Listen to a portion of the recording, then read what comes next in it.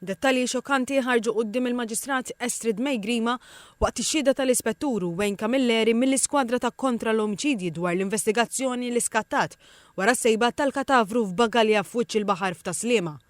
Fuq il-post il-Pulizija mill-ewwel innutat li waħda mir-roti tal-Bagalja kienet kellha l-prezz imwaħħal magħha.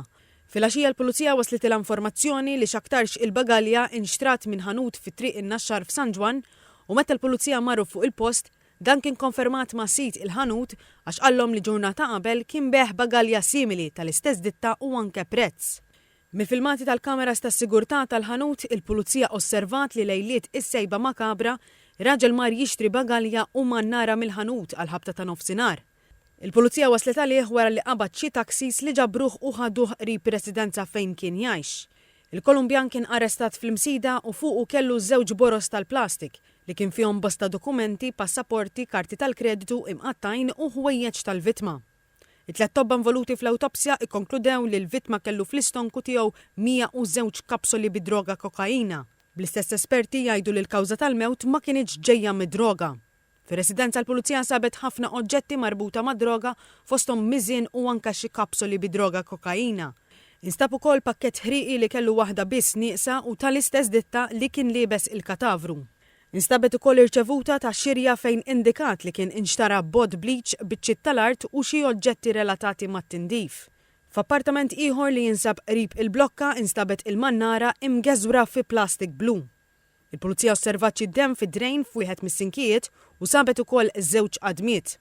Waqt l-interrogazzjoni li ħadet madwar satejn ħareġ li l-vittma kien jismu Raul.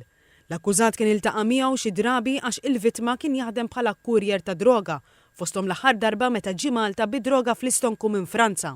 F'Malta allegatament l-akkużat kien jamministra ċirku ta' persuni li jaħdmu bħala couriers u jitraffikaw id-droga f'ġisimhom.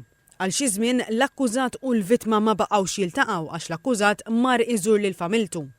Meta kien interrogat l-akkużat allega li meta niżel Malta, fl-appartament fejn kien jgħix il-vittma sab xi droga li ma kinitx mill-post fejn normalment tiġi u lil Raul bla ħajja fuq is-sodda. Mal-Pulizija l-akkużat qal li dakinhar stess wara nofsinhar qatta lill-vittma tefal fdalijiet f'Bagalja u telaq jimxi biha lejn Taslima u wara mixja twila jaħseb tefaħħa fil-baħar f'Taslima iżda l-Bagalja baqgħet fil-wiċċ. Lura fl-appartament il-Kolumbjan nadda fl-art fejn qatta l-katavru u ġabar l-oġġetti personali tal-vittma u ġabarhom f'żewġ boros tal-plastik.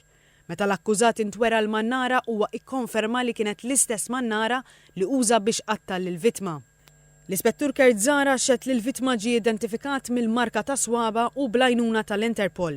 Ġie stabbilit li l-katavru kien ta' Raul Eduardo Rey mill-Kolumbja imwieled fl-1974. Fit-tmiem is-seduta il-qorti qalet li semet biżżejjed raġunijiet biex il-Kolumbjan jitqiegħed taħt qatt ta' akkuża. Dan ifisser li hemm biżżejjed evidenza fil-konfront tiegħu biex jgħaddi ġuri.